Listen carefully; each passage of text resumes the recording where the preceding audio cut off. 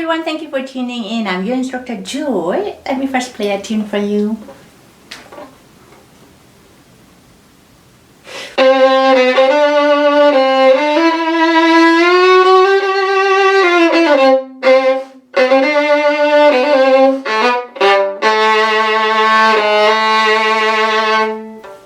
This was beginning of Bartok's 6 Romanian dances.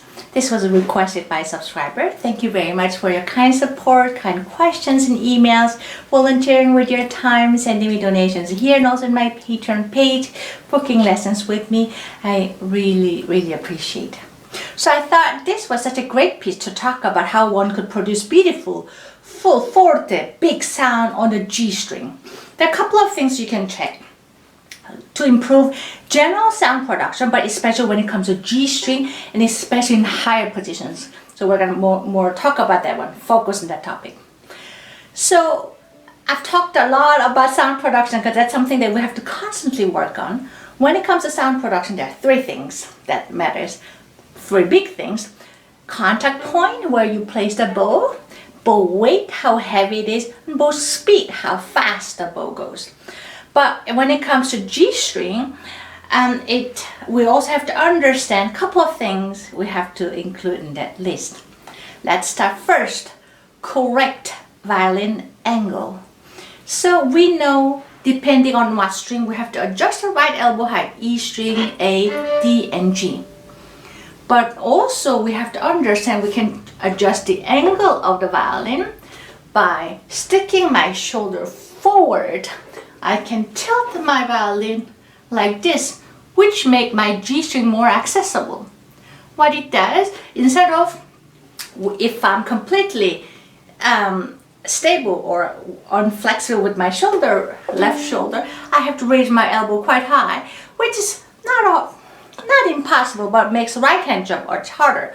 By tilting your violin, by sticking your shoulder forward like that, you're making G string more accessible by reducing the work of right hand. Not only that, by tilting your violin a degree from here like that, I don't know if you can see, the G string is on top, which means the bow stays more closer to horizontal instead of this. Yeah, of course I'm exaggerating to make a point, which makes whole G string playing a bit easier. The reverse happens when you're playing E string. You would open your chest up to flatten your violin to play high E string, so that the E string is easy to access.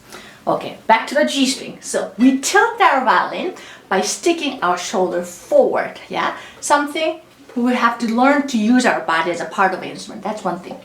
Also, we know that thicker strings such as G string can take more weight.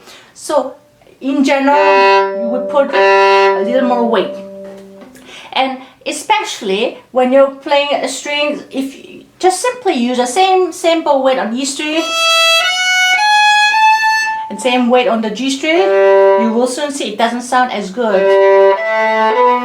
It whistles because it's too weak. So in general, thicker string, you want to put a little more weight. Not only that, as you get higher position, where here,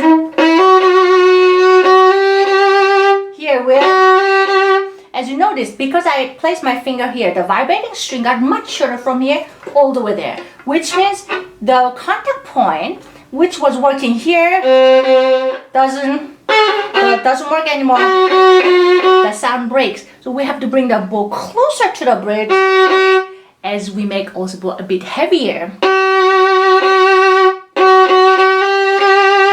And then you can find that one out. Yeah. So how heavy should be good, how heavy we should make the bow, or how closely you should bring the contact point towards a bridge. Approximately, I can give you a general idea, but in order to know a little more precisely, you have to test in your own instrument. So simply using your good ears, just play, see how far you can push it.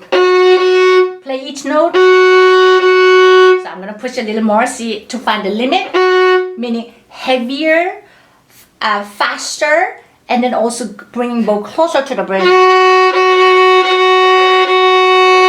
The sounds start breaking. So this is my limit. This was was a bit too much. I should do a little less. That would be the loudest and resonant tone in high position on G string.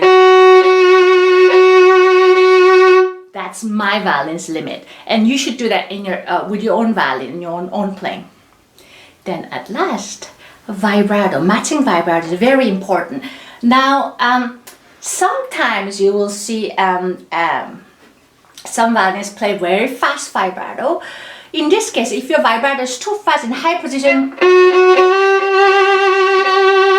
somehow it does not go well.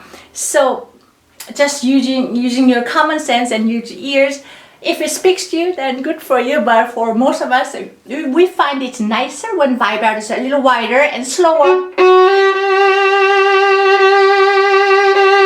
Yeah, and also not only fast vibrato don't work, but also narrow vibrato doesn't work either. Yeah, so try to work on the matched vibrato that works well with your high position notes on G string, such as wide and slow vibrato matched with a tone that heavy enough and closer to the bridge. On and on like that, yeah. So this particular piece starts very nicely on the G string, but there are a lot of great repertoires that starts on the G string. It's something that the violin has a large range of tone from low to very high string. Not only high voices are important, but also it's equally important to know how to produce beautiful low tone with a resonant and controlled tone. Yeah, I hope this video was helpful. Thank you for watching and hope to see you again. Bye bye.